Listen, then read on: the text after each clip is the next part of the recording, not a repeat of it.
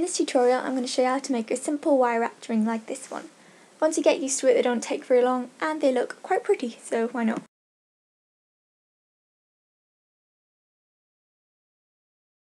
Wrap your wire around the ring mandrel and thread on the bead.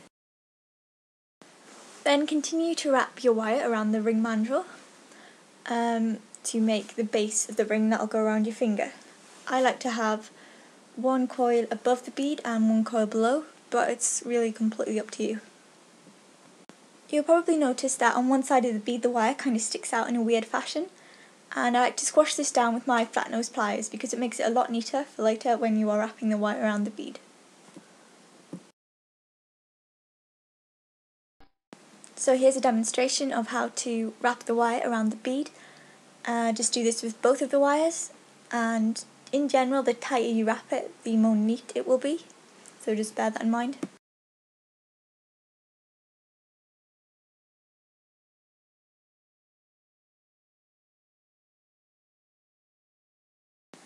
And once you've done that, you should have one wire on each side like this.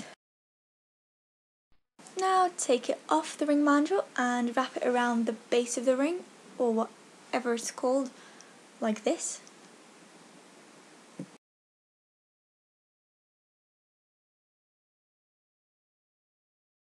Although that clip showed me using my fingers for ease, I actually prefer to use a pair of pliers to pull the wire through because it makes it much tighter and it's easier.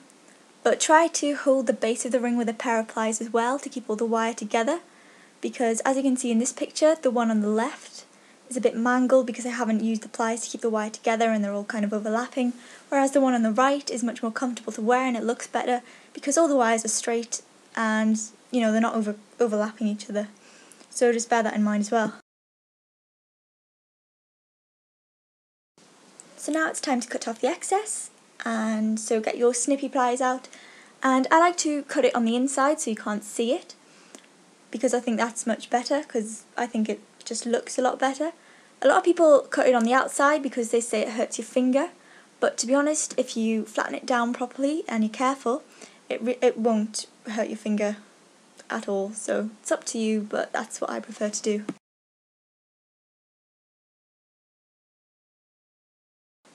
Here's what it looks like when it's all flattened down and everything. As you can see, it's not sharp or pointy at all, and if you're worried you can just try it on at the end to make sure that everything is flattened down as it should be. Now push your twisty bits back up with your flat nose pliers to try and just neaten it up a bit. At this point you can just finish off, the bit around the bead as well to make sure it's all pretty like it should be.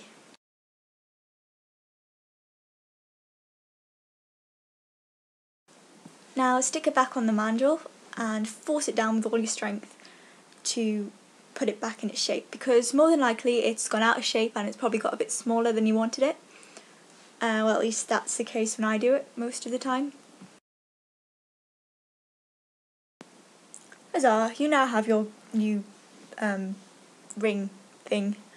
You might need to tidy up the top a bit more, as I said before, but I hope you are happy with your result if you have tried this at home.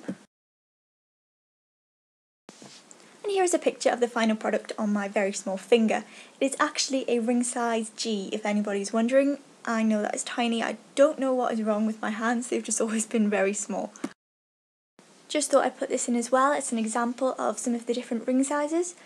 I think if you're starting out, bigger is better, as they say, because I think bigger rings are just easier to work with. And despite my very small hands, I actually prefer wearing bigger rings, kind of like the one in the middle, because I just think they look a bit nicer.